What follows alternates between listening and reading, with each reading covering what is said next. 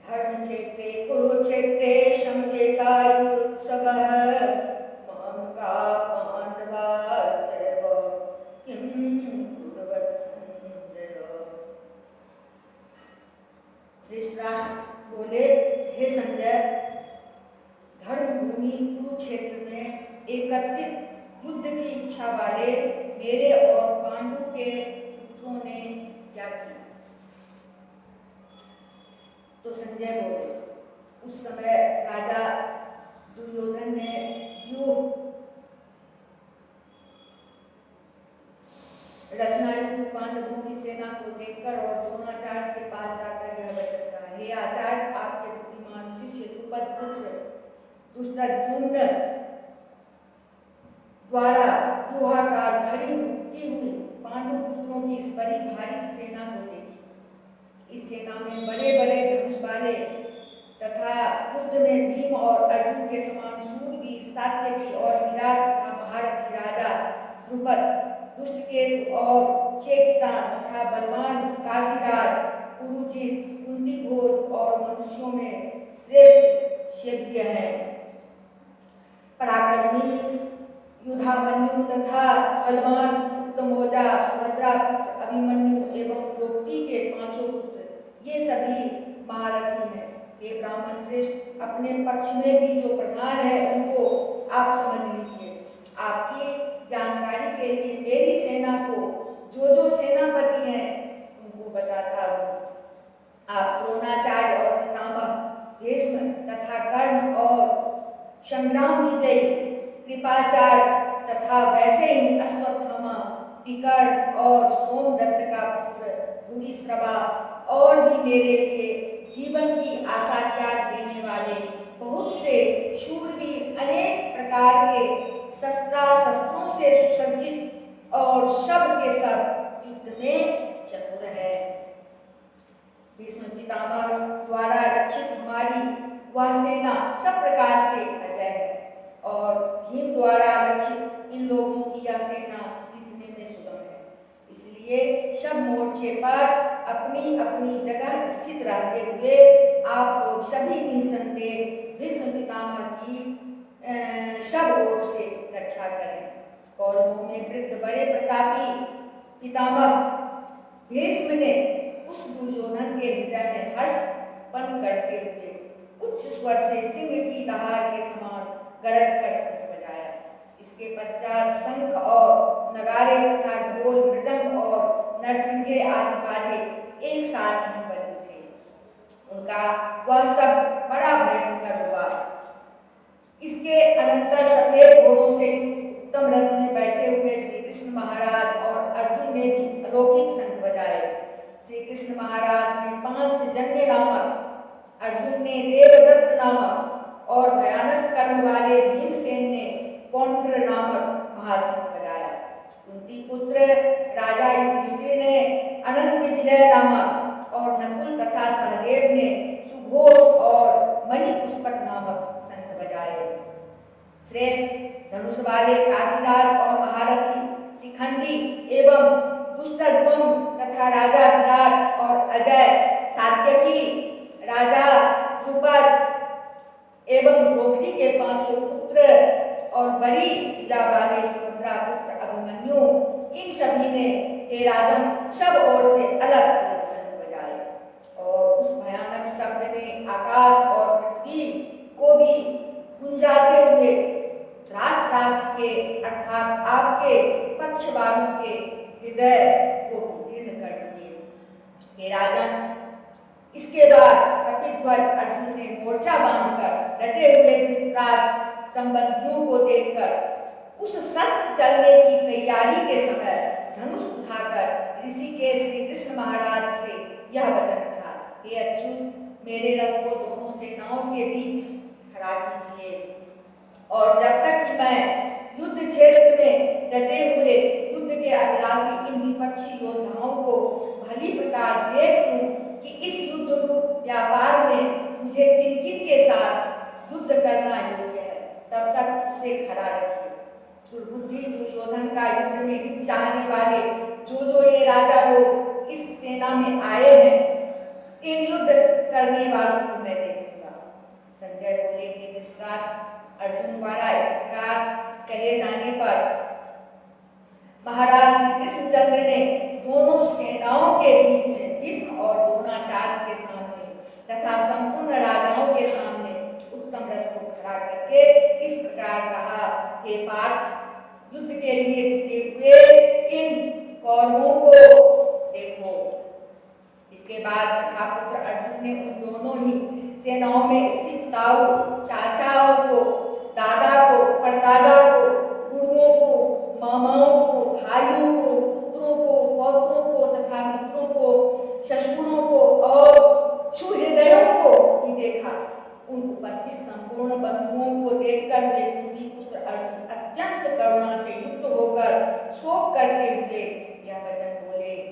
अर्जुन बोले, हे कृष्ण, युद्ध क्षेत्र में डटे हुए युद्ध के अभिलाषी इस स्वजन समुदायों को देखकर मेरे अंग शिथिल हुए जा रहे हैं और मुख सूखा जा रहा है तथा मेरे शरीर में कंप एवं रोमांच हो रहा है।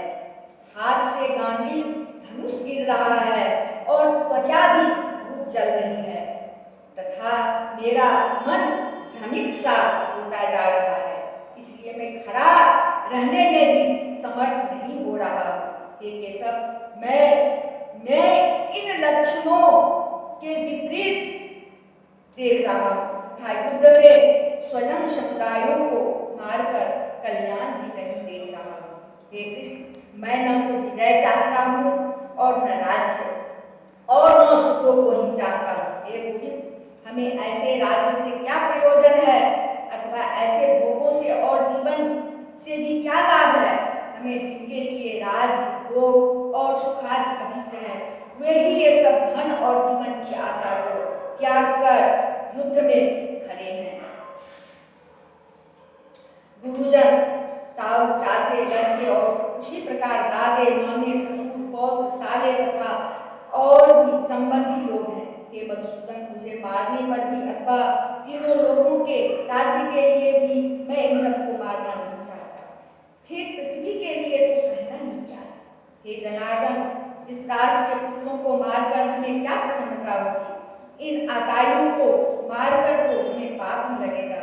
अतएव हे माधव, हे राघव, हे मधुसूदन, अपने ही बांधव इस राष्ट्र के पुत्रों को मारने के लिए हम योग्य नहीं है, क्योंकि अपने ही कुटुंब को मारकर हम कैसे सुखी होंगे। यद्यपि लोभ से भ्रष्ट चित्त हुए ये लोग कुल के नाश से उत्पन्न दोष को और मित्रों से विरोध करने में पाप को नहीं देखते, तो भी हे जनार्दन, कुल के नाश से उत्पन्न दोष को जानने वाले हम लोगों को इस पाप से हटने के लिए क्यों नहीं विचार करना चाहिए। कुल के नाश से सनातन कुल धर्म नष्ट हो जाते हैं। धर्म के नाश हो जाने पर संपूर्ण कुल में पाप भी बहुत फैल जाता है। हे कृष्ण, पाप के अधिक बढ़ जाने से कुल की स्त्रियां अत्यंत दूषित हो जाती है और हे वासने, स्त्रियों के दूषित हो जाने पर वर्ण संकट उत्पन्न होते हैं। वर्ण संकट कुल घातियों को और कुल को नरक में ले जाने के लिए ही होता है। लुप्त हुई पिंड और जल की क्रिया वाले अर्थात श्राद्ध और तर्पण से वंचित इनके पितर लोग भी अधोगति को प्राप्त होते हैं। इन वर्ण संकट कारक दोषों से कुल घातियों के सनातन कुल धर्म और जाति धर्म नष्ट हो जाते हैं। हे जनार्दन, जिनका कुल धर्म नष्ट हो गया है, ऐसे मनुष्यों का अनिश्चित काल तक नरक में वास होता है, ऐसा हम सुनते आए हैं। हाँ, हम लोग बुद्धिमान होकर भी महान पाप करने को तैयार हो गए हैं, जो राज्य और सुख के लोभ से स्वजनों को मारने के लिए तैयार हो गए हैं। यदि मुझ शस्त्र रहित एवं सामना न करने वाले को शस्त्र हाथ में लिए हुए धृतराष्ट्र के पुत्र रण में मार डाले तो वह मारना भी मेरे लिए अधिक कल्याणकारक होगा। संजय बोले, रणभूमि में शोक से विघ्न मन वाले अर्जुन इस प्रकार कहकर बाण सहित धनुष को त्याग कर रथ के पिछले भाग में जाकर बैठ गए। अब संजय कहते हैं, संजय बोले, उस प्रकार करुणा से व्याप्त और आंसुओं से पूर्ण तथा व्याकुल नेत्रों वाले सो क्यों उस अर्जुन के प्रति भगवान मधुसूदन ने यह वचन कहा। अब भगवान श्री कृष्ण अर्जुन से कहते हैं, हे अर्जुन, तुझे किस और समय में यह मोह किस हेतु से प्राप्त हुआ? क्योंकि न तो यह श्रेष्ठ पुरुषों द्वारा आचरित है, न स्वर्ग को देने वाला है और न कीर्ति को बढ़ाने वाला है। इसलिए हे अर्जुन, नपुंसकता को मत प्राप्त करो, तुझ में यह उचित नहीं जान पड़ती है। हे अर्जुन, हृदय की तुच्छ दुर्बलता को त्याग कर युद्ध के लिए खड़ा हो जाओ। अर्जुन बोले, हे मधुसूदन, मैं रणभूमि में किस प्रकार बाणों से भीष्म पितामह और द्रोणाचार्य के विरुद्ध लड़ूंगा, क्योंकि हे अरिसूदन, वे दोनों ही पूजनीय हैं। इसलिए इन महानुभाव गुरुजनों को न मारकर मैं इस लोक में भिक्षा का अन्न भी खाना कल्याणकारक समझता हूँ, क्योंकि गुरुजनों को मारकर भी इस लोक में रुधिर से सने हुए अर्थ और काम भोगों को ही तो होगा। हे मधुसूदन, हम यह भी नहीं जानते कि हमारे लिए युद्ध करना और न करना, इन दोनों में से कौन सा श्रेष्ठ है, अथवा यह भी नहीं जानता कि उन्हें हम जीतेंगे या हमको वो जीतेंगे। और जिनको मारकर हम जीना भी नहीं चाहते, वे ही हमारे आत्मीय धृतराष्ट्र के पुत्र हमारे मुकाबले में खड़े हैं। इसलिए कायरतारूप दोष से अपहत हुए स्वभाव वाला तथा धर्म के विषय में मोहित चित्त हुआ मैं आपसे पूछता हूँ कि जो साधन निश्चित कल्याणकारक हो वह मेरे लिए करिए, क्योंकि मैं आपका शिष्य हूँ, इसलिए आपके शरण में हूँ, मुझको शिक्षा दीजिए। क्योंकि भूमि में निष्कंटक धन धान्य संपन्न राज्य को और देवताओं के स्वामीपन को प्राप्त होकर भी मैं उस उपाय को नहीं देखता हूँ जो मेरी इंद्रियों के सुखाने वाले शोक को दूर कर सके। संजय बोले, हे राजन, निद्रा को जीतने वाले अर्जुन अंतर्यामी श्री कृष्ण महाराज के प्रति इस प्रकार कहकर फिर श्री गोविंद भगवान से युद्ध नहीं करूंगा, यह स्पष्ट कहकर चुप हो गए। हे भरतवंशी धृतराष्ट्र, अंतर्यामी श्री कृष्ण महाराज दोनों सेनाओं के बीच में शोक करते हुए उस अर्जुन को हंसते हुए से ये वचन बोले। भगवान श्री कृष्ण अर्जुन से कहते हैं, हे अर्जुन, तू न शोक करने योग्य मनुष्यों के लिए शोक करता है और पंडितों के से वचनों को कहता है, परंतु जिनके प्राण चले गए हैं उनके लिए और जिनके प्राण नहीं गए हैं उनके लिए भी पंडित जन शोक नहीं करते। न तो ऐसा ही है कि मैं किसी काल में नहीं था, तू नहीं था, अथवा ये राजा लोग नहीं थे, और न ऐसा ही है कि इससे आगे हम सब नहीं रहेंगे। जैसे जीवात्मा की इस देह में बालकपन, जवानी और वृद्धावस्था होती है, वैसे ही अन्य शरीर की प्राप्ति होती है। उस विषय में भी पुरुष मोहित नहीं होते। एक उनकी पुत्र सर्दी, गर्मी और सुख दुख देने वाले इंद्रिय और विषयों के संयोग से तो उत्पत्ति विनाशशील और अनित्य है। इसलिए ये भारत, उनको तुम सहन कर, क्योंकि हे पुरुषश्रेष्ठ, दुख सुख को समान समझने वाले जिस धीर पुरुष को ये इंद्रिय और विषयों के संयोग व्याकुल नहीं करते, वह मोक्ष के योग्य होता है। असत वस्तु की तो सत्ता नहीं है और सत का अभाव नहीं। इस प्रकार इन दोनों का ही तत्व ज्ञानी पुरुषों द्वारा देखा गया है। नाश रहित तो तुम उसकी जान, जिससे यह संपूर्ण जगत दृश्य वर्ग का व्याप्त है। इस अविनाशी का विनाश करने में कोई भी समर्थ नहीं है। इस नाश रहित अप्रमेय नित्य स्वरूप जीवात्मा के ये सब शरीर नाशवान कहे गए हैं। इसलिए हे भरतवंशी अर्जुन, तुम युद्ध कर।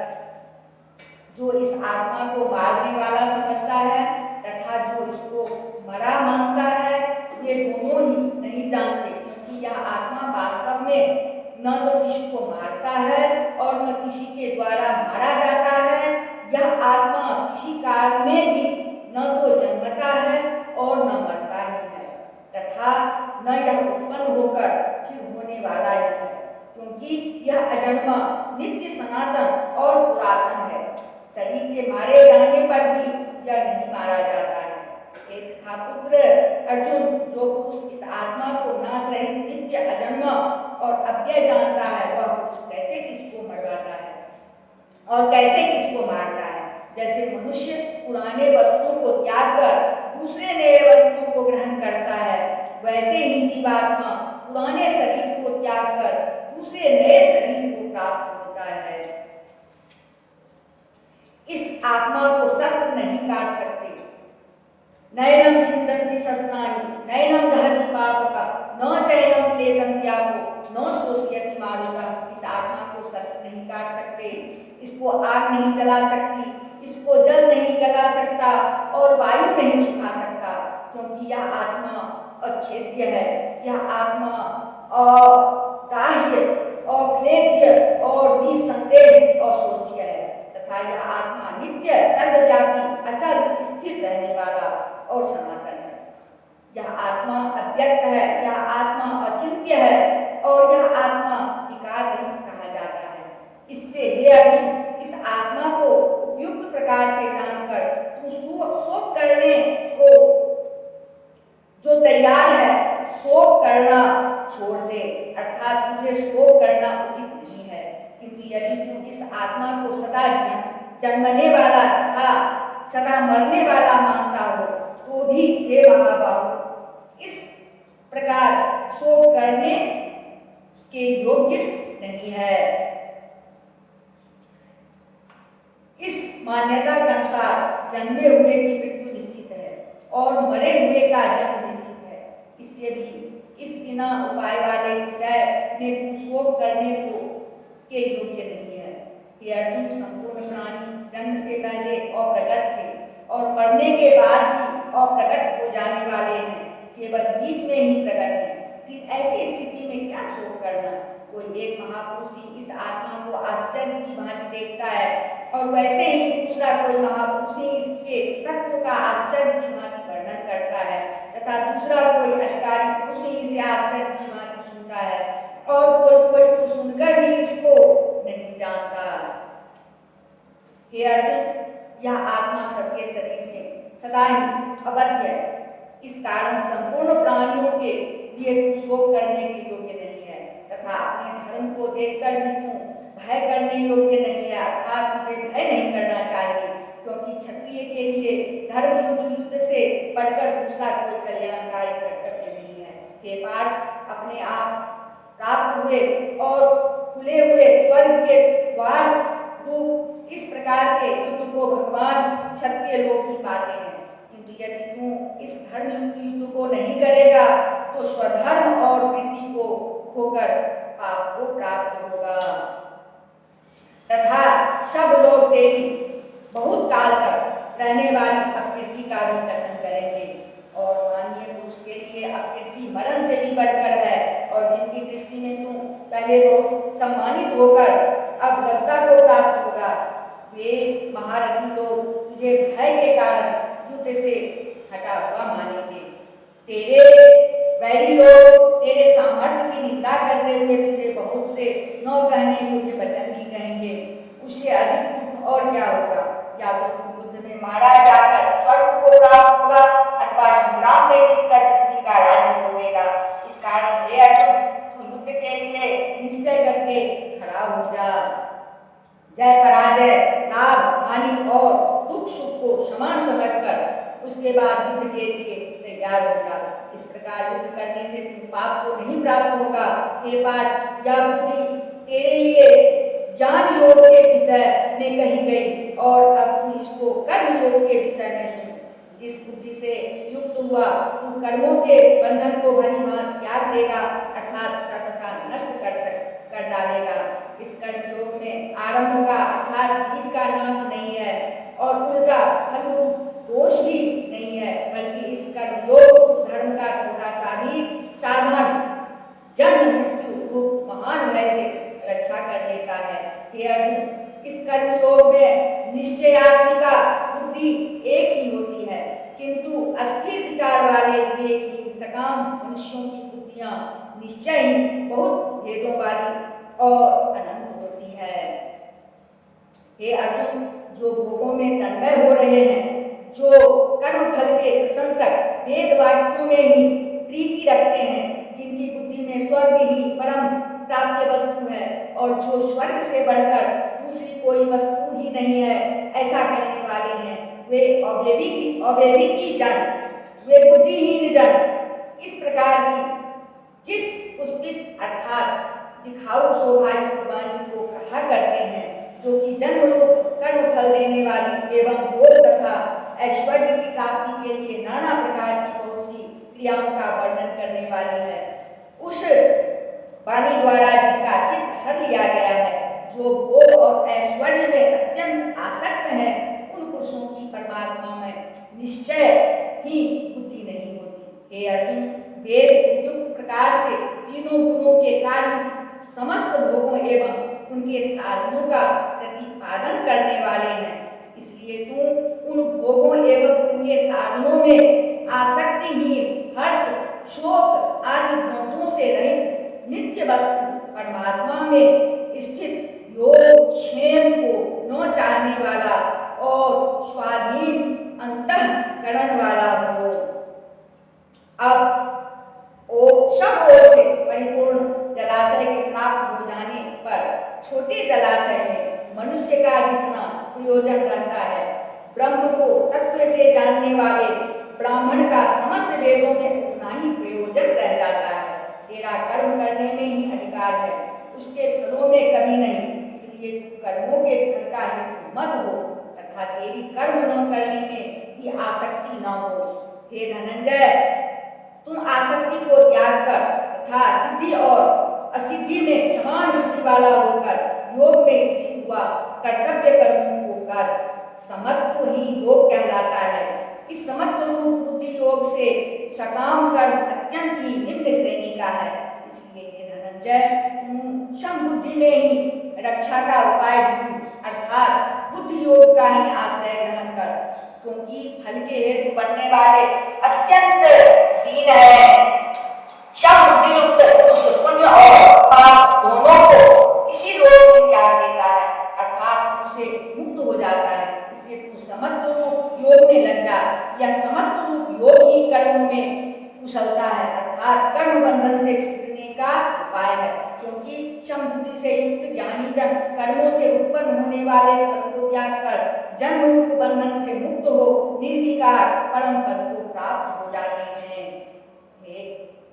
अर्जुन, जिस काल में तेरी बुद्धि वो दलदल को भलीभांति पार कर जाएगी, उस समय तू शून्य हुए और शून्य में आने वाले इस लोक और परलोक संबंधी सभी भोगों से वैराग्य को प्राप्त हो जाएगा। भांति भांति के वचनों को सुनने से विचलित हुई तेरी बुद्धि जब परमात्मा में अचल और स्थित ठहर जाएगी, तब तू योग को प्राप्त हो जाएगा अर्थात तेरा परमात्मा से नित्य संयोग हो जाएगा। अर्जुन बोले, हे केशव, समाधि में स्थित परमात्मा को प्राप्त हुए स्थिर बुद्धि पुरुष का क्या लक्षण है? वह स्थिर बुद्धि पुरुष कैसे बोलता है, कैसे बैठता है और कैसे चलता है? श्री भगवान बोले, हे अर्जुन, जिस काल में यह पुरुष मन में स्थित संपूर्ण कामनाओं को भली भांति त्याग देता है और आत्मा में ही संतुष्ट रहता है, उस काल में वह स्थित प्रज्ञ कहा जाता है। दुखों की प्राप्ति होने पर जिसके मन में उद्वेग नहीं होता, शुभों की प्राप्ति में जो सर्वथा निष्क्रिय है तथा जिसके राग भय और क्रोध नष्ट हो गए हैं, ऐसा मुनि स्थिर बुद्धि कहा जाता है।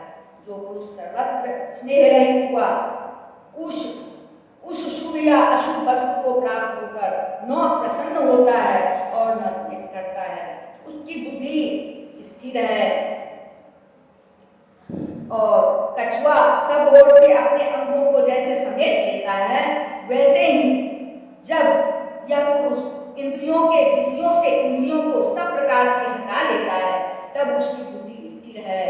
ऐसा समझो, ऐसा मानो, इंद्रियों के द्वारा विषयों को ग्रहण न करने वाले पुरुष के भी केवल विषय तो निवृत्त हो जाते हैं, परंतु उनमें रहने वाली आसक्ति निवृत्ति नहीं होती। इस स्थित प्रज्ञ पुरुष की तो आसक्ति भी परमात्मा का साक्षात्कार करके निवृत्त हो जाती है। हे अर्जुन, आसक्ति का नाश न होने के कारण ये प्रमथ स्वभाव वाली इंद्रियां यत्न करते हुए बुद्धिमान पुरुष के मन को भी बलात् कर देती है। इसलिए साधक को चाहिए कि वह उन संपूर्ण इंद्रियों को बस में करके समाहित चित्त हुआ मेरे परायण होकर ध्यान में बैठे, क्योंकि जिस पुरुष की इंद्रियां बस में होती है उसी की बुद्धि स्थिर हो जाती है। विषयों का चिंतन करने वाले पुरुष की उन विषयों में आसक्ति हो जाती है, आसक्ति से उन विषयों की कामना उत्पन्न होती है और कामना में विघ्न पड़ने से क्रोध उत्पन्न होता है, क्रोध से अत्यंत मूढ़ भाव उत्पन्न हो जाता है, मूढ़ भाव से स्मृति में भ्रम हो जाता है, स्मृति में भ्रम हो जाने से बुद्धि अर्थात ज्ञान शक्ति का नाश हो जाता है और बुद्धि का नाश हो जाने से यह पुरुष अपनी स्थिति से गिर जाता है। परंतु अपने अधीन किए हुए अंतःकरण वाला साधक अपने बस में की हुई राग द्वेष से रहित इंद्रियों द्वारा विषयों में विचरण करता हुआ अंतःकरण की प्रसन्नता को प्राप्त होता है। अंतःकरण की प्रसन्नता होने पर इसके संपूर्ण दुखों का अभाव हो जाता है और इस प्रसन्न चित्त वाले कर्मयोगी की बुद्धि शीघ्र ही सब ओर से हटकर एक परमात्मा में ही भली भांति स्थिर हो जाती है। न जीते हुए मन और इंद्रियों वाले पुरुष में निश्चय बुद्धि होती है और उस अयुक्त मनुष्य के अंतःकरण में भावना भी नहीं होती तथा भावनाहीन मनुष्य को शांति नहीं मिलती और शांति रहित मनुष्य को सुख कैसे मिल सकता है, क्योंकि जैसे जल में चलने वाली नाव को वायु हर लेती है, वैसे ही विषयों में विचरण करती हुई इंद्रियों में से मन जिस इंद्रिय के साथ रहता है वह एक ही इंद्रिय इस अयुक्त पुरुष की बुद्धि को हर लेती है। इसलिए हे महाबाहु, जिस पुरुष की इंद्रियां इंद्रियों के विषयों से सब प्रकार निग्रह की हुई है उसी की बुद्धि स्थिर है। संपूर्ण प्राणियों के लिए जो रात्रि के समान है उस नित्य ज्ञान स्वरूप परमानंद की प्राप्ति में स्थित प्रज्ञ योगी जागता है और जिस नाशवान सांसारिक सुख की प्राप्ति में सब प्राणी जागते हैं, परमात्मा के तत्व को जानने वाले मुनि के लिए वह रात्रि के समान है। जैसे नाना प्रकार नदियों के जल सब ओर से परिपूर्ण अचल प्रतिष्ठा वाले समुद्र में उसको विचलित न करते हुए ही समा जाते हैं, वैसे ही सब लोग जिस स्थित प्रज्ञ पुरुष में किसी प्रकार का विकार उत्पन्न किए बिना ही समा जाते हैं, वही पुरुष परम शांति को प्राप्त होता है। भोगों को चाहने वाला नहीं, जो पुरुष संपूर्ण कामनाओं को त्याग कर ममता रहित, अहंकार रहित और अस्ति रहित वह विचरण करता है, वही शांति को प्राप्त होता है। अर्थात वह शांति को प्राप्त करके हे अर्जुन, यह ब्रह्म को प्राप्त हुए पुरुष की स्थिति है। इसको प्राप्त होकर योगी कभी मोहित नहीं होता और अंतकाल में भी इस ब्राह्मी स्थिति में स्थित होकर ब्रह्मानंद को प्राप्त हो जाता है। इस प्रकार आज मैंने श्रीमद् भगवद गीता का 2 अध्याय का प्रसंग मैंने बोला है और 2 अध्याय में आज मैं इन्हें विश्राम देती हूँ। अब आगे का कल बोलूंगी। जय श्री कृष्ण गोविंद हरे मुरारी।